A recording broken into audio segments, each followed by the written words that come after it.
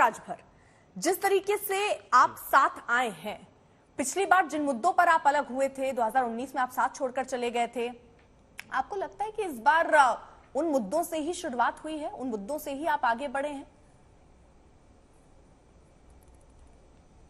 देखिए, जो पुरानी बातें थी हम उस पर चर्चा नहीं करना चाहते हैं। देश की प्रगति में और राष्ट्र के निर्माण में जो नई योजनाएं बनी हैं देश की प्रगति के लिए, उन पे सुहेलदेव भारतीय समाज पार्टी ने पूरी प्रमुखता से, हमने जो एजेंडे हमारे जो सुहेलदेव भारतीय समाज पार्टी के पहले रहे हैं, जो अब हैं और आगे वो जो रहेंगे, उसी एजेंडे के आधार पर हम भारतीय जनता पार्टी के साथ एनडीए में शामिल हुए हैं। चाहे आप उठाकर देखें, अभी हाईकोर्ट ने एक आदेश दिया है राज्य सरकार को कि जो भर और राजभर जाति हैं उनको अनुसूचित जाति जनजाति में शामिल कर दिया जाए। तो वो राज्य सरकार की जो मंशा थी कि नहीं इसको हम करना चाहते हैं, इसको लेकर के माननीय अमित शाह जी के यहाँ जब डिस्कशन हुआ तो उन्होंने इस पे सहमति भी जताई कि नहीं ये सामाजिक मुद्दे हैं और समाज के हित के मुद्दे हैं, इस पे कार्य होने चाहिए। तो माननीय योगी आदित्यनाथ जी और बाकी संगठन के लोगों ने इस पे मंथन किया और इस काम को करने के लिए अपनी हामी भर दिया। तो इसमें समाज के हित में सुहेलदेव भारतीय समाज पार्टी निर्णय ले लिया कि नहीं, हमको अब माननीय प्रधानमंत्री जी आदरणीय नरेंद्र मोदी जी के नेतृत्व में एनडीए को मजबूत करके जो उत्तर प्रदेश के पिछड़े दलित आदिवासी कमजोर हैं उनको और सशक्त बनाने की हमको एक मुहिम के साथ खड़े होकर हम इस कार्य को और आगे गति देना चाहते हैं। जब चर्चाएं चलती हैं तो पुरानी बातें भी कहीं ना कहीं उठती हैं। दो बयान मुझे याद आ रहे हैं और ये ओपी राजभर के दो बयान हैं जिसमें वो कहते हैं मोदी योगी का जूता साफ करते हैं भाजपा के पिछली जाति के नेता, भाजपा को जमीन में दफन कर दूंगा, 2022 में ये बयान करके आज आप एक बार फिर से उनके साथ हैं। तो इस तरीके के बयान जिसमें आप ये खुद कह रहे हैं कि पिछड़ी जातियों के बारे में भाजपा नहीं सोचती है, नहीं करती है, आज आपको लगता है कि 19 से 23 में ऐसा क्या बदल गया जो आपको लगा कि नहीं अब ये पार्टी सोचेगी?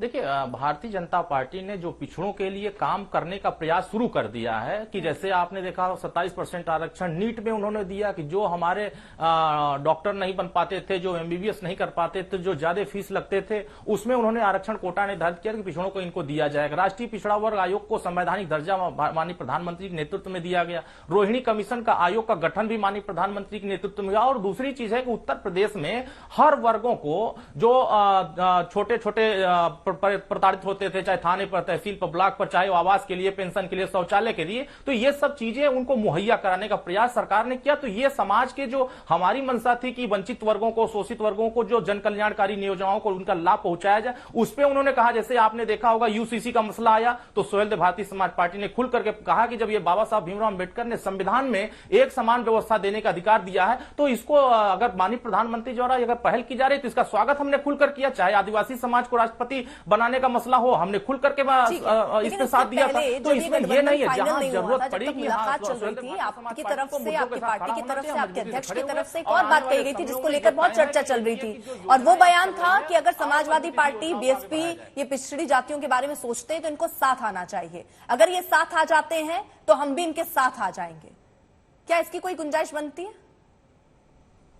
देखिए, ये सब पिछड़ों के लिए सोचते नहीं है। सच तो ये है कि जितने अति पिछड़ी जातियां हैं इनको ये लीडर बनने नहीं देना चाहते, भागीदारी देना नहीं चाहते। बार बार ये बात करते हैं जाति जनगणना, बता दें 4 बार सरकार थी, कितने अति पिछड़ों को राजनीतिक भागीदारी दिया, कितने सामाजिक उत्थान दिया, कितने थाने, तहसील, ब्लॉक मुख्यालय, कचहरी, सचिवालय, राष्ट्रपति, कहां इन्होंने स्थापित करने का काम किया? इन्होंने सिर्फ और सिर्फ कुछ अपने लोगों को ये लूटपाट करके इस तरह का काम करने का काम किया, लेकिन समाज के उपेक्षित वर्गों का भला नहीं किया। हम तो कह रहे हैं 18% आबादी मुसलमानों की है, 9% यादव की है, 18% वाला वोट देता है और 19% वाले को 1 भी % हिस्सेदारी नहीं मिलती। लेकिन 4 बार की सरकार सपा की रही है, ये बता दे कितने अति पिछड़ों को इन्होंने भागीदारी देकर के सशक्त किया है। लेकिन माननीय प्रधानमंत्री जी और माननीय योगी आदित्यनाथ जी ने इस पे पहल करके पूरी मजबूती से हर वर्ग को, हर तबके को लाभ पहुंचाने का प्रयास कर रहे हैं, बिना जाति धर्म देखे, बिना भेदभाव किए। अपराधियों पर कार्रवाई हो रही है, तमाम जितने लोग गलत काम कर रहे हैं उस पर कार्रवाई हो रही। तो कहीं न कहीं जो एक नैरेटिव बदला है, जो विपक्षियों ने एक नैरेटिव तैयार किया था पूर्व में, उसको बदलने का प्रयास किया है। भारत एक राष्ट्र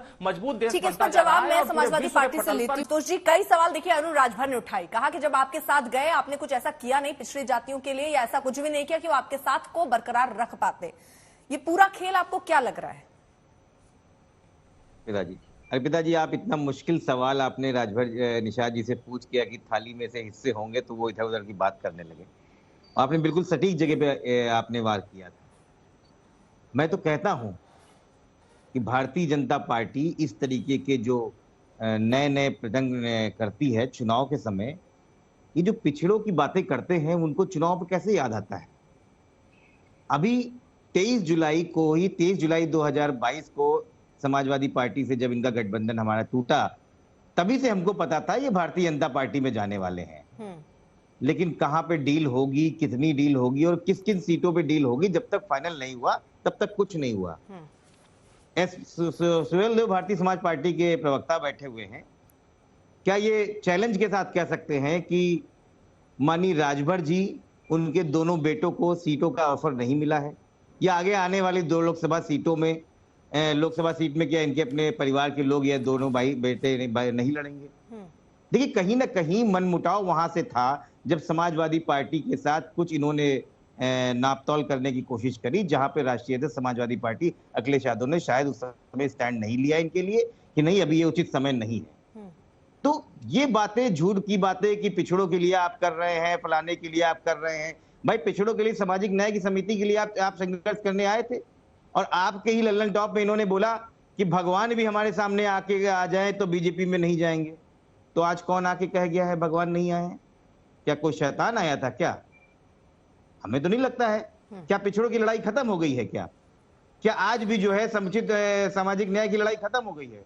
मुझे लगता है कि ये कहीं ना कहीं इस तरीके से बरगलाने में आते हैं क्योंकि भारतीय जनता पार्टी में डेस्परेशन दिख रहा है। लेकिन एक चीज बताइए डेस्परेशन इसलिए है, आशुतोष जी, एक छोटा सा काउंटर सवाल जी, आपका साथ छोड़ देते हैं वो, और उसके बाद साथ छोड़ने के बाद बैठकें होती हैं और वो बीजेपी के साथ यानी एनडीए का फिर से हिस्सा बन जाते हैं।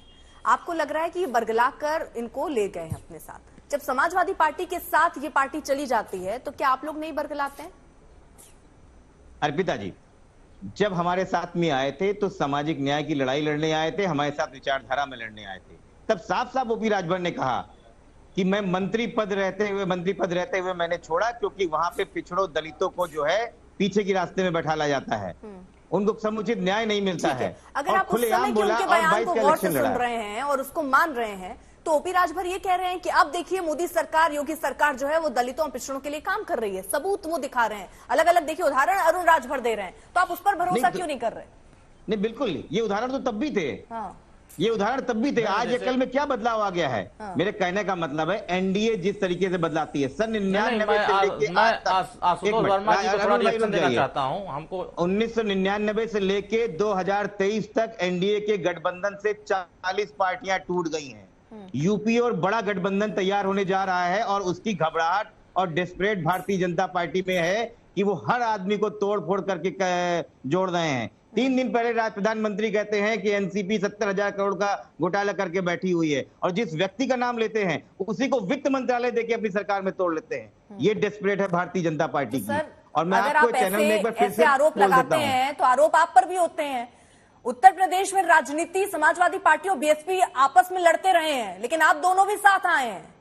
आपने भी बीएसपी पर बहुत गंभीर आरोप लगाए थे, कांग्रेस पर गंभीर आरोप लगाते थे, लेकिन आए ना आप लोग भी साथ। हमने जब भी गठबंधन किया हमने उस बातों को माना, और आज की तारीख है समाजवादी पार्टी की तरफ से एक भी वक्तव्य बहुजन समाज पार्टी के खिलाफ कभी नहीं दिया गया है। आप पूरे रिकॉर्ड निकाल कर देख लीजिए। हम इन चीजों को मर्यादा रखते हैं, लेकिन पलटी मारने में और अपनी विचारधारा को तोड़ने में इतनी आसानी से चले जाएंगे इसकी उम्मीद नहीं थी।